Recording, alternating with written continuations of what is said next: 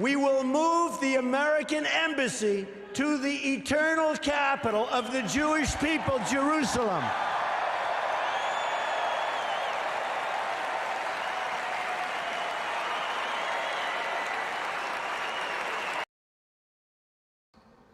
By the rivers of Babylon, we wept as we remembered Zion. If I forget thee, O Jerusalem, may my right hand forget its skill. Therefore, I have determined that it is time to officially recognize Jerusalem as the capital of Israel.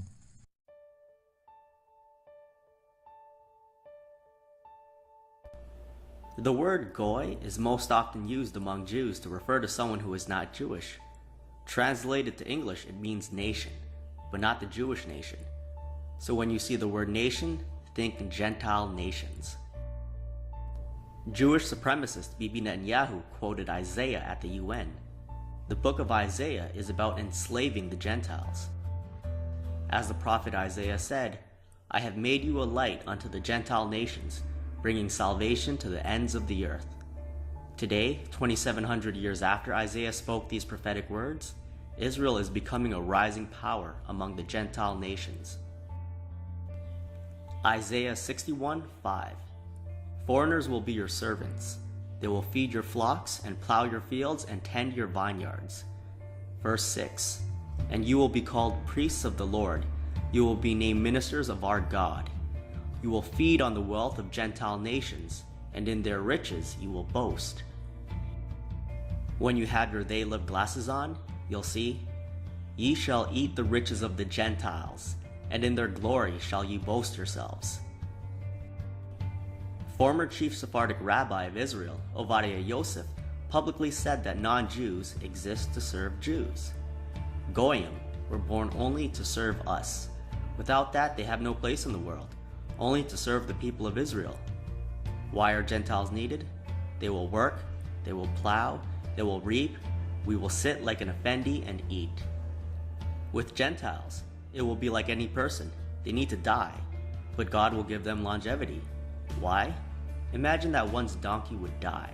They'd lose their money. This is his servant. That's why he gets a long life, to work well for this Jew. When Ovadia Yosef died, Bibi was devastated. Also, 1.5 million Jews took to the streets of Jerusalem to mourn him. After Trump decided to recognize illegally occupied Jerusalem as the capital of Israel, 250 rabbis sent a thank you letter claiming that he is fulfilling prophecies. Ovadia Yosef's son was one of the rabbis who wrote this letter. With this recognition, we see the fulfillment of another step in the completion of the prophecy of Isaiah, that the Gentile nations of the world will recognize the centrality of Jerusalem. Isaiah 60:10. Foreigners will come to rebuild your towns, and their kings will serve you. For though I have destroyed you in my anger, I will now have mercy on you through my grace. Verse 11. Your gates will always be open. They will never be shut day or night, so that the wealth of the Gentile nations may be brought into you, with their kings being led in procession. On August 18th, at the Ramada Hotel in central Jerusalem, leading Israeli rabbis gathered to defend the publication of a book by one of their peers that cited rabbinic sources to justify the killing of non-Jews, including innocent children and families.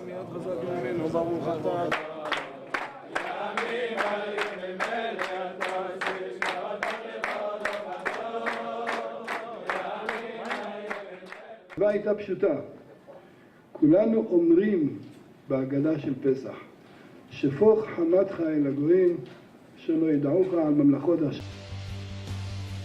Pour out your wrath on the Gentile nations that do not acknowledge you, on the kingdoms that do not call on your name. In 1986, Bibi wrote a book called Terrorism: How the West Can Win. In this book, he called for the West to wage war on Cuba, North Korea, Libya, Iran, Syria, Iraq, and Yemen. With the exception of Cuba, all of this is happening today. All of these countries refuse to recognize Israel as a legitimate state. He also lied about Iraq having weapons of mass destruction. This was 15 years before Bush was in office. In 1995, he wrote another book called Fighting Terrorism. In this book, he called for restricting ownership of weapons and tightening gun control for Americans. Undoubtedly, the leaders of the United States in particular could be subjected to a barrage of criticism that they are curtailing civil freedoms and that they are overreacting. They should reject this criticism. Bibi already has the Palestinians disarmed, and his government passed a law sentencing Palestinians to 20 years in prison for throwing stones. Israel controls US foreign policy, creating all these wars, and is also behind the police state measures. In 1962, Israel's founding Prime Minister David Ben-Gurion explained the concept of a New World Order in Look magazine. With the exception of the USSR as a federated Eurasian state, all other continents will be united in a world alliance, at whose disposal will be an international police force. All armies will be abolished, and there will be no more wars. In Jerusalem, the United Nations, a truly united nations, will build a shrine of the prophets to serve the federated union of all continents. This will be the seat of the Supreme Court of mankind to settle all controversies among the federated continents, as prophesied by Isaiah. Zionism has nothing to do with Judaism? Think again.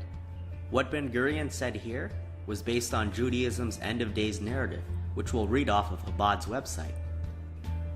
One of the principles of Jewish faith enumerated by Maimonides is that one day there will arise a dynamic Jewish leader, a direct descendant of the Davidic dynasty, who will rebuild the temple in Jerusalem. All the Gentile nations of the world will recognize Moshiach to be a world leader and will accept his dominion. In the Messianic era, there will be world peace, no more wars. It also says nor famine and in general a high standard of living, but that's only for Jews. But can you, okay, so, because I've heard other things, other religious groups, not you guys, who will say things like when the Messiah comes, that non-Jews will end up being like slaves to Jews and things like that. Is that part of, like, where does that come from?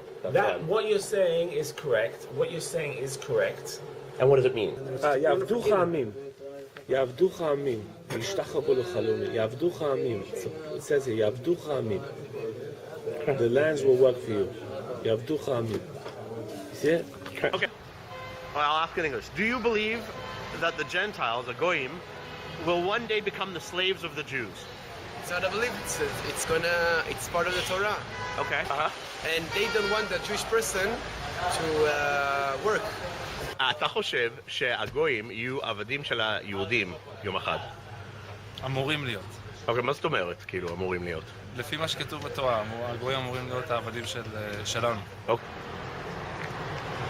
אבל היהודי היה במשך כל השנים העם הכי נרדף, צריך. מצד שני, כשמשיח יבוא, הוא יהיה העם הכי נבחר אחרי כל מה שקרה לו במשך כל השנים.